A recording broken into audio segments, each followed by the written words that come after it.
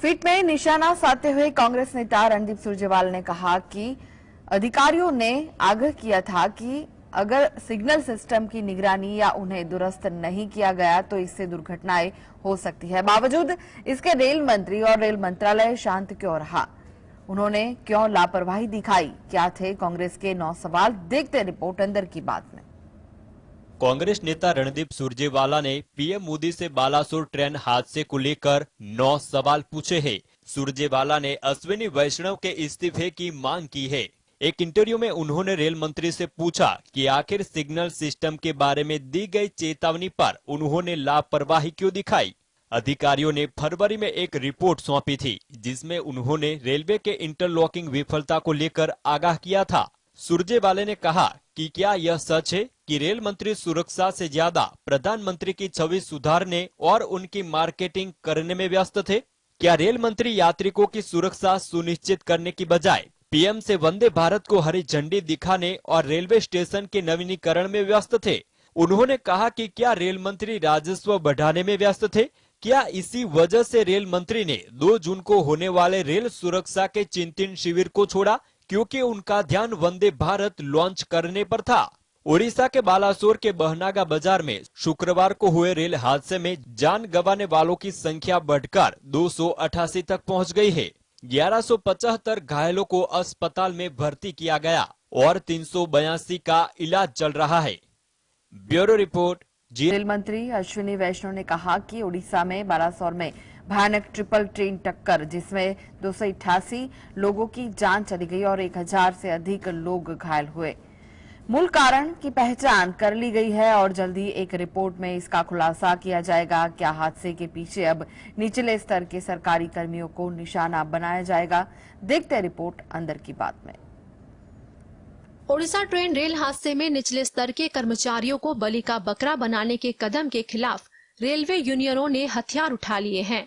Rail संघ के नेताओं का कहना है कि कुछ दिन पहले रेलवे बोर्ड ने रेल हादसों पर चिंता जताई थी और सरकार से रेल कर्मियों के काम के घंटे कम करने और खाली पदों को भरने के लिए तत्काल कदम उठाने को कहा था।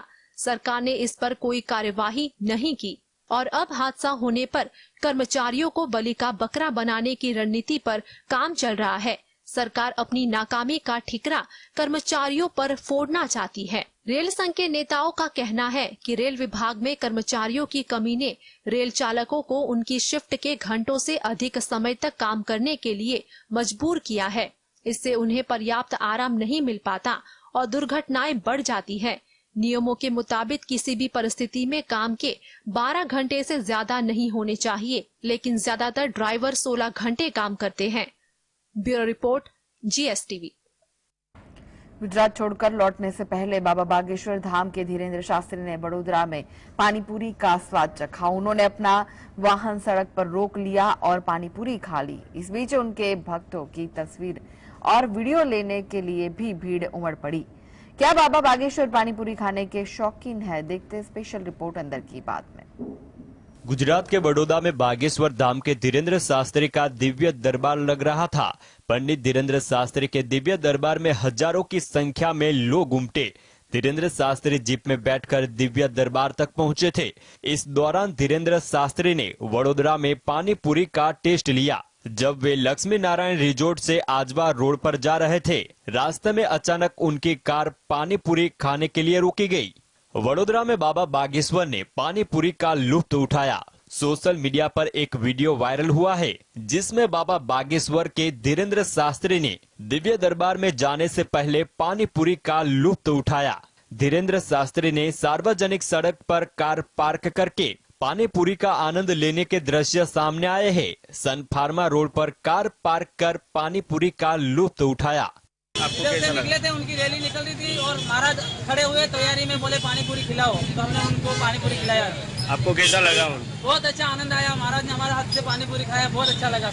धीरेन्द्र शास्त्री ने वडोदरा में पानी पूरी का टेस्ट लिया। जब वे आजवा रोड पर जा रहे थे, रास्ते में अचानक उनकी कार को पानी पूरी खाने के लिए रोका गया।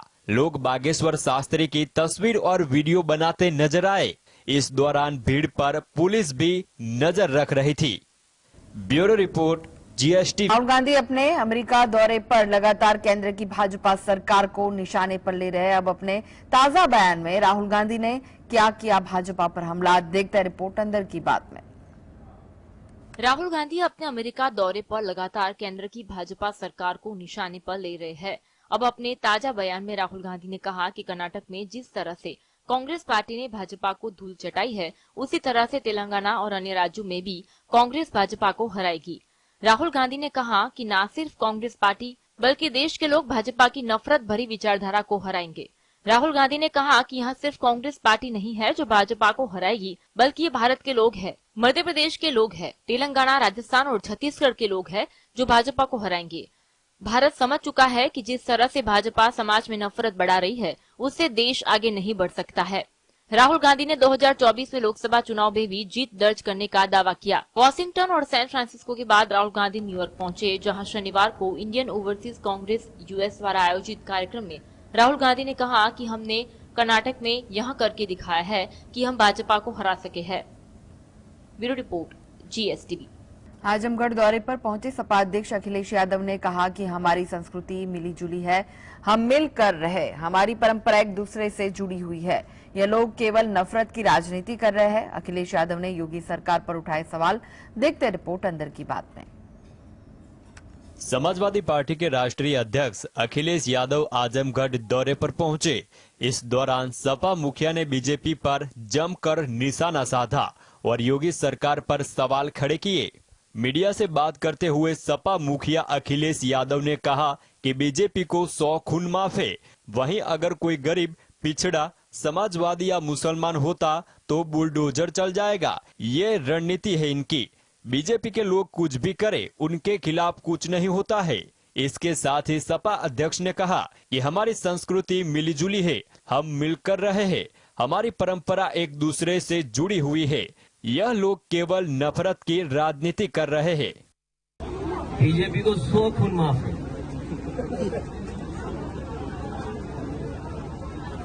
और कोई गरीब, समाजवादी, पिछड़ा, मुसलमान होगा तो बुलडोजर चला जाएगा। ये इनकी रणनीति है। बीजेपी के लोग कुछ भी करें, वो रणनीति का हिस्सा है कि उनके खिलाफ कुछ नहीं होगा।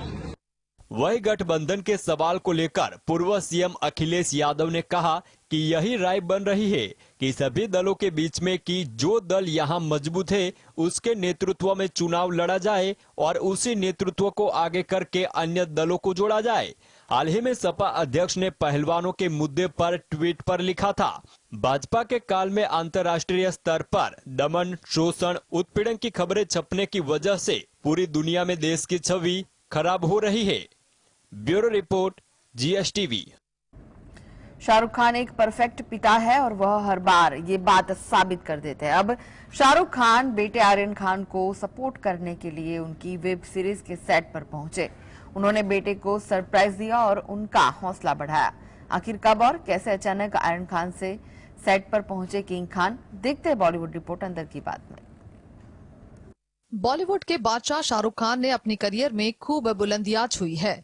अब शाहरुख खान के बच्चों पर फैंस की नजर है कि वह करियर कैसे शुरू करते हैं और क्या वह पिता की विरासत को आगे ले जाने में काबिल है। गौरी खान और शाहरुख खान के बेटे आर्यन खान एक्टर नहीं बल्कि डायरेक्टर के तौर पर करियर की शुरुआत कर रहे हैं। उन्होंने स्क्रिप्ट पर काम पूरा कर लिया है और अब इस वेब सीरीज की शूटिंग शुरू हो गई है। 2 जून 2023 को आर्यन की वेब सीरीज स्टारडम की शूटिंग शुरू हुई। लाजमी है कि ये दिन आर्यन खान के लिए बहुत खास रहा होगा, जब उनके सपने की नींव रखी जा रही थी। इस मौके पर पिता शाहरुख खान भी बेटे का हौसला बढ़ाने के लिए सेट पर पहुंचे, जहां आर्यन खान बतौर डायरेक्टर काम कर रहे थे। स्टारडम की शूटिंग मुंबई में शुक्रवार से शुरू हुई है। शाहरुख सुबह के 7 बजे सेट पर आ गए थे और उन्होंने टीम के साथ मुलाकात भी की। रिपोर्ट के मुताबिक क्योंकि सास भी कभी बहू थी और कबूल है जैसे सीरियल में काम कर चुकी गौतमी कपूर के अलावा शाहरुख खान और रणवीर सिंह नजर आ सकते हैं। Bureau report, GSTV। Bollywood actor Shahid Kapoor इन दिनों अपनी अपकमिंग फिल्म को लेकर सुर्खियां बटोर रहे हैं। वह राज और डीके की फिल्म ब्लडी डैडी के प्रमोशन में बिजी है। जगह जगह वो इंटरव्यू में भी जा रहे हैं। ऐसे ही एक बातचीत में वह अपनी मां नीलिमा अजीम के बारे में अपनी मन की बात बताई। क्या कहा शाहिद ने अपने और भाई ईशान और मां नीलिमा के रिलेशनशिप पर, देखते रिपोर्ट अंदर की बात में। एक्टर शाहिद कपूर अपने आने वाली फिल्म ब्लडी डैडी की रिलीज से पहले प्रमोशन में व्यस्त है। एक इंटरव्यू में शाहिद ने अपनी मां नीलिमा अजीम और भाई ईशान खट्टर के साथ अपने रिश्तों के बारे में बात की। उन्होंने बताया कि जब उनकी मां उनके बारे में कुछ अच्छा बोलती है तो वह उनसे बात करना ही बंद कर देते हैं। शाहिद कपूर के माता पिता पंकज कपूर और नीलिमा अजीम 3 साल में ही अलग हो गए थे। अलग होने के बाद वह अपनी मां के साथ रहते थे। इसके बाद नीलिमा ने राजेश खट्टर से शादी कर ली। उन्होंने बेटे ईशान खट्टर को जन्म दिया, जिनको आपने बियॉन्ड द क्लाउड्स में और धड़क में देखा। शाहिद कपूर और ईशान खट्टर का बॉन्ड वैसे तो जग जाहिर है, क्योंकि ये दोनों इंस्टाग्राम पर अपने साथ के कई सारे वीडियोस और फोटोज पोस्ट करते रहते हैं। अब शाहिद कपूर ने बॉलीवुड बबल से बात करते हुए अपनी मां के बारे में बात की। कहा, आप जानते हैं कि वह एक सिंगल पेरेंट है। वह मेरे और ईशान के लिए एक मार्गदर्शक रही है। Bureau report, GSTV। केंद्र सरकार के कर्मचारियों के लिए अगले महीने खुशखबरी मिल सकती है। कर्मचारियों की महंगाई भत्ते में 3 से 4% की बढ़ोतरी की जा सकती है। क्या है कर्मचारियों के लिए खुशखबरी, देखते रिपोर्ट अंदर की बात में। केंद्र सरकार के कर्मचारियों के लिए अगले महीने खुशखबरी मिल सकती है। कर्मचारी के महंगाई भत्ते में 3 से 4% की बढ़ोतरी की जा सकती है। सरकारी कर्मचारियों के डीए में इजाफा करके 45 से 46% कर सकता है। अगर अगले महीने से सरकार डीए में इजाफा करने का फैसला लेती है तो कर्मचारियों की सैलरी बढ़कर आएगी। अप्रैल महीने के EICPI आंकड़े जारी हुए हैं, जिसके तहत कुछ मीडिया रिपोर्ट में कहा गया है कि कर्मचारियों की सैलरी में बढ़ोतरी हो सकती है। रिपोर्ट में कहा गया है कि कर्मचारियों के महंगाई भत्ते में 3% की बढ़ोतरी की जा सकती है। हालांकि अभी मई और जून के आंकड़े आने बाकी है, जिसके आने के बाद यह स्पष्ट हो जाएगा कि जुलाई में कर्मचारियों का डीए कितना बढ़ेगा। ऐसे में 4% बढ़ने से डीए 46% हो जाएगा। अब अगर किसी कर्मचारी की मंथली सैलरी 18,000 रुपया है तो 42% डीए के हिसाब से 7,560 रुपये महंगाई भत्ता होगा और 46% के हिसाब से डीए 8,280 रुपये होगा। इसका मतलब है कि हर महीने वेतन में 720 रुपये की बढ़ोतरी होगी। Bureau report, GSTV।